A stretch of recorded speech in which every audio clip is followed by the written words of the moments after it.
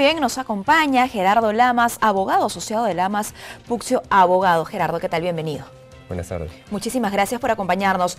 Bueno, vamos a hablar junto a Gerardo, autor además del delito previo en el tipo penal de lavado de activos, sobre este tema, el lavado de activos, porque pues al parecer las reglas, ¿no?, para casos de lavado de activos han sido dictadas. Hay una interpretación, ¿no?, porque los jueces supremos han anulado los efectos vinculantes de la sentencia que pide, ojo, probar delito precedente para investigar un caso de lavado de activos y que el delito previo sea grave. Gerardo, ¿cómo nos pone esta nueva interpretación? ¿En qué sitio nos pone? ¿En qué lugar? Bueno, tú sabes que en las últimas semanas se han reunido los magistrados de la Corte Suprema a solicitud del fiscal de la Nación, porque había una disconformidad con la casación 92-2017 Arequipa, emitida por una sala penal de la Corte Suprema. ¿Cuál era esa disconformidad? ¿Qué decía? La disconformidad en concreto estaba en determinar si el delito de lavado de activos era un delito autónomo o requería de la acreditación previa de un delito fuente para poder subsistir como tal. La casación categóricamente había determinado que había que acreditar el delito fuente y que este era un elemento normativo objetivo del tipo penal de lavado de activos. Pero no solo que había que acreditarlo, sino que había que acreditarlo en modo, lugar, tiempo y a los partícipes. Con lo cual, de alguna manera, la Fiscalía establecía de que eso iba a hacer que las investigaciones sean casi imposibles. Claro, se prolongaran. Exactamente, ¿no? Porque era materialmente imposible poder determinar al detalle todas esas exigencias. Y no pudiese haber este acompañamiento, ¿no?, este reforzamiento en la lucha por la impunidad. Así es. Entonces, de alguna manera, hacía que el delito de lavado de activos sea de persecución imposible. Eso generó el pleno casatorio, que se ha llevado a cabo hace 2 semanas, y el presidente de la sala, que es el doctor César San Martín, que fue el que presidió el pleno, ha salido hace unos días a dar una conferencia donde él ya ha delineado cuáles han sido los acuerdos a los que se han llegado, dentro de los cuales lo primero que se ha hecho es que se ha dejado sin efecto la casación.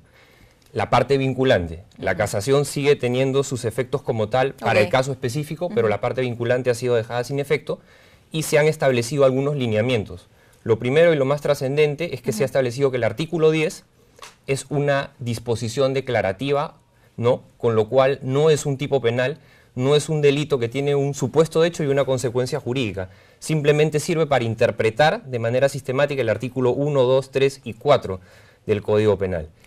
Ahora, de la ley, perdón, de lavado de activos. Gerardo, ¿y qué significa esto? Porque claro, nosotros, yo al menos no puedo entender, ¿no?, el delito de lavado de activos sin un delito previo que lo permita, ¿no?, que permita blanquear el dinero, ¿no?, si lo decimos de manera concreta y fácil. Claro, el tema y la discusión se centra en un tema de inseguridad jurídica que alegaban en alguna parte los abogados que se violaban otros principios, otros derechos, ¿no? Como el principio de legalidad, ¿no?, que es decir, nadie puede ser sancionado por algo que no esté previsto en la ley.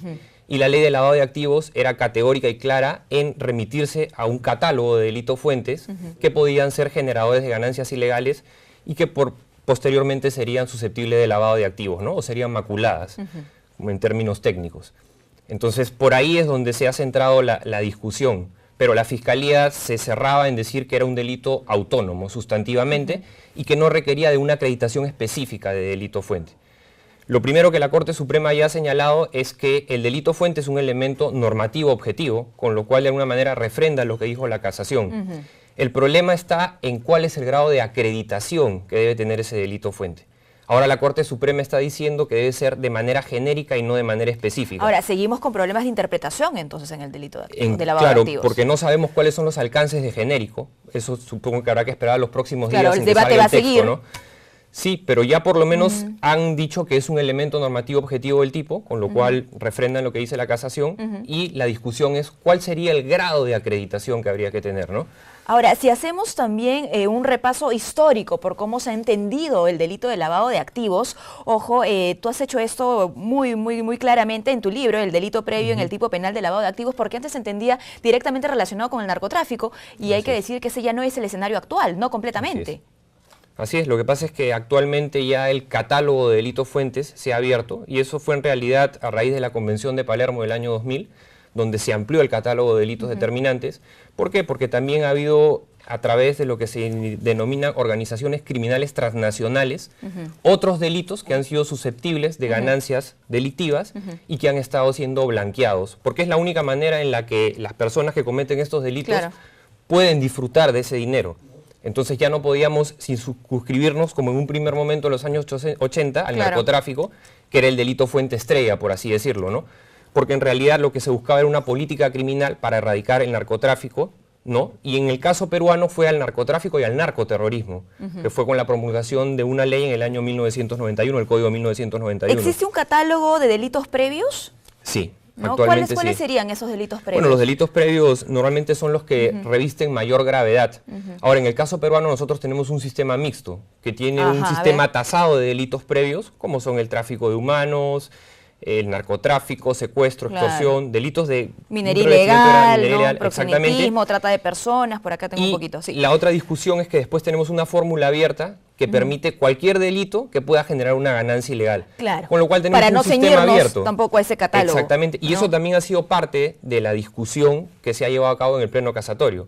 Porque la discusión era cuáles delitos alcanzan Claro. esa gravedad. Y eso se entiende porque por la experiencia, en la práctica se aprende. No, lo que pasa es que el tema se centraba en el siguiente, ¿no? La casación tenía como delito fuente, en el análisis que se hacía, el fraude en la administración de personas jurídicas. Claro. Y la sala había determinado que el fraude en la administración de personas jurídicas no revestía la gravedad suficiente para ser considerado un delito fuente. Posición con la que discrepamos, porque mientras haya una ganancia ilegal producto de ese fraude societario y esta sea ingresada en el sistema financiero, sí se estarían maculando los Por activos que se han supuesto, ganado es ahí el delito. En un país como el nuestro, que persiste en una lucha anticorrupción, hace poco nada más el presidente Pedro Pablo Kuczynski ha salido a decir que nuestro país va a luchar contra la corrupción y el lavado de activos, ojo, propiamente, ¿no? Si tenemos, digamos, esta premisa como país, ¿qué nos falta hacer? ¿Por qué no estamos trabajando lo suficiente a nivel de prevención, por ejemplo? Bueno, en realidad yo creo que sí se han tomado las medidas. Tenemos fiscalías especializadas en lavado de activos, tenemos una policía especializada en lavado de activos, tenemos una unidad de inteligencia financiera. Lo que pasa es que son casos complejos que demandan mucho tiempo, en su mayoría son organizaciones criminales, entonces la fiscalía también tiene todo un procedimiento de Claro. investigación para ir acopiando los elementos de convicción que pueden llevar a un juicio. El tema es que dentro de esos elementos hay que acreditar mínimamente cuál es el delito fuente. Y lo que decíamos un poco fuera del aire, ¿no? Encontrar ese balance, Así es. ¿no? Entre el respeto de la ley y el entendimiento de un delito Así es. con responder, ¿no? De manera eficiente. Ahora, también es otro punto importante, ¿no? La Corte Suprema ha dicho cuáles son los criterios que se deben tomar en cuenta para aperturar una investigación por lavado de activos. A nivel de diligencias preliminares, una sospecha simple. Cuando la investigación esté formalizada, una sospecha reveladora, ¿no? Y para acusar, una sospecha suficiente. Esa es la gradualidad. Así es. ¿Por qué? Porque el fiscal va adquiriendo los elementos de convicción y se va convenciendo durante las distintas etapas. Eso es lo que se denomina el principio de imputación o progresividad de la imputación fiscal. Yo no puedo en la primera etapa acreditarte cuál es el delito fuente, pero yo para pasar a la segunda, mínimamente, ya debo haber acreditado, Avanzado. por lo menos saber por dónde podría haber estado ese delito fuente. No se requiere una sentencia por el delito fuente, porque eso sí haría que la investigación sea imposible y sí estarían abiertas las puertas a la impunidad. ¿Qué pasa con los requisitos para una prisión preventiva? Bueno, ahí también hay un tema bastante interesante, porque la Corte Suprema ha dicho que debe ser una sospecha grave para solicitar el requerimiento de prisión preventiva, pero el Código Procesal Penal ya establecía en el primer presupuesto de prisión preventiva que se trataban de graves y fundados elementos de convicción que razonablemente me llevaran a mí a conectar a la persona con el delito, ¿no? Entonces yo creo que ahí simplemente la Corte ha aclarado y ha reforzado el tema de grave. ¿Por qué? Porque en el medio, y como lo debes saber y es de conocimiento público, se aplican prisiones preventivas de manera indiscriminada, con una simple sospecha.